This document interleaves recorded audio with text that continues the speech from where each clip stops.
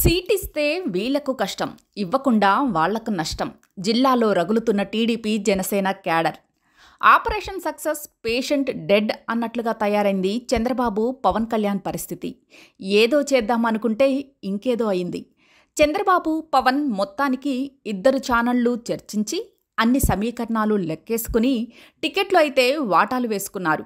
పొత్తుల ప్రకటన అయింది. కానీ మరునాడు నుంచే జిల్లాలో గొడవలు మొదలయ్యాయి. బలం ఉన్నది ఒకరికి అయితే టికెట్ దక్కింది ఇంకొకరికి. టికెట్ ఆశించింది ఒకరు, టికెట్ సాధించింది ఇంకొకరు. సీట్లు ప్రకటించింది మొదలు రెండు పార్టీలో గందరగోళం నెలకొంది. తణుకులో టికెట్ నీకే అని ఆనాడు రామచంద్రారావు పేరును పవన్ కళ్యాణ్ పబ్లిక్గా ప్రకటించారు. కానీ తణుకు అభ్యర్థిగా రాధాకృష్ణకు చంద్రబాబు టికెట్ ఇచ్చేశారు. రాజమండ్రి రూరల్ నుంచి గెలిచే అవకాశాలు ఉన్నాయని భావిస్తూ వచ్చిన కందుల దుర్గేష్కు జనసేన టికెట్ దక్కలేదు. అక్కడ టీడీపీ సీనియర్ బుచ్చయ్య చౌదరి కోసం ఆ సీటును పవన్ త్యాగం చేశారు. ఇప్పుడు దుర్గేష్ను నిడదవోలు వెళ్లమంటున్నారు.